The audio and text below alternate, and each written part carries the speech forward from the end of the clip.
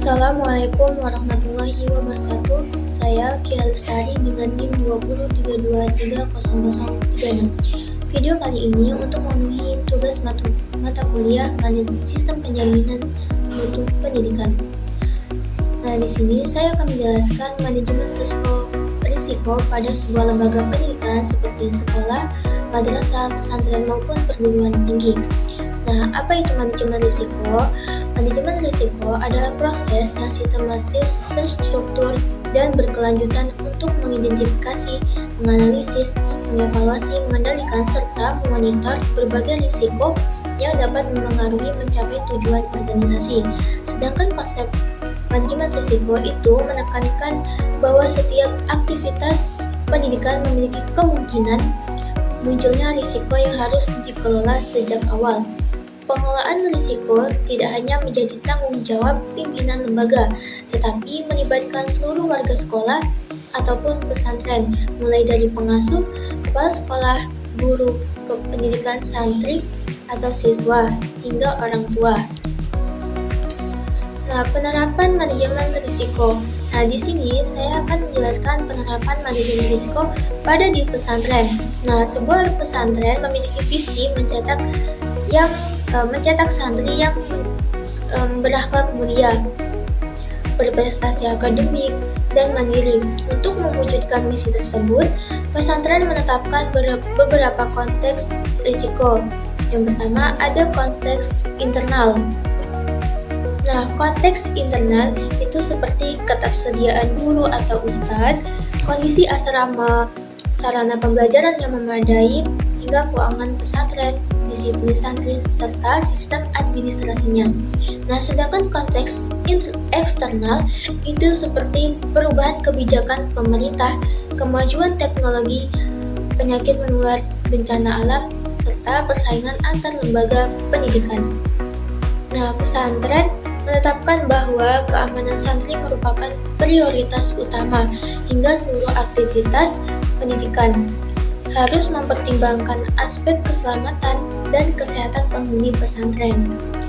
Nah, selanjutnya itu ada identifikasi risiko.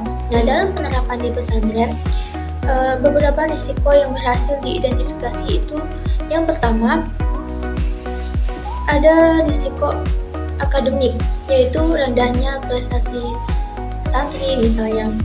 Ada risiko operasional, contohnya seperti kerusakan gedung asrama.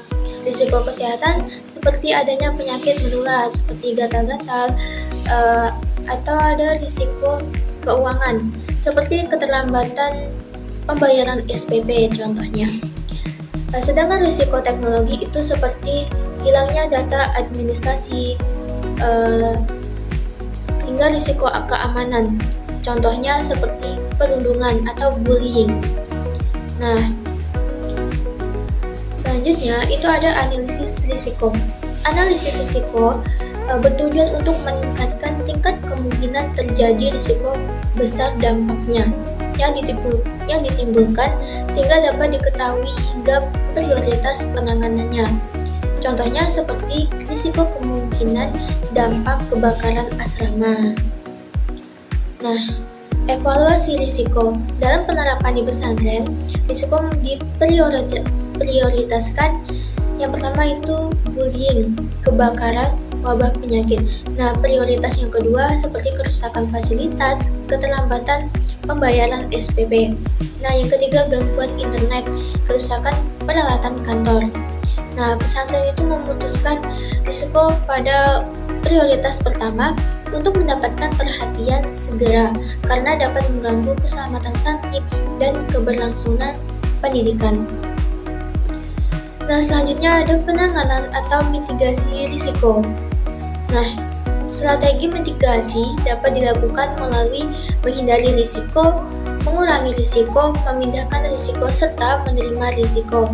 Nah, dalam penerapan di pesantren itu ada risiko bullying.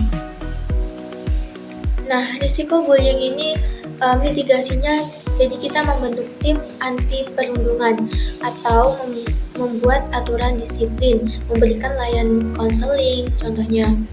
Nah, jika risiko kebakaran itu mitigasinya seperti menyediakan apa, melakukan simulasi evakuasi, pemeriksaan instalasi listrik. Nah, jika risiko penyakit menular, mitigasinya adalah pemeriksaan kesehatan rutin, edukasi perilaku hidup bersih dan sehat.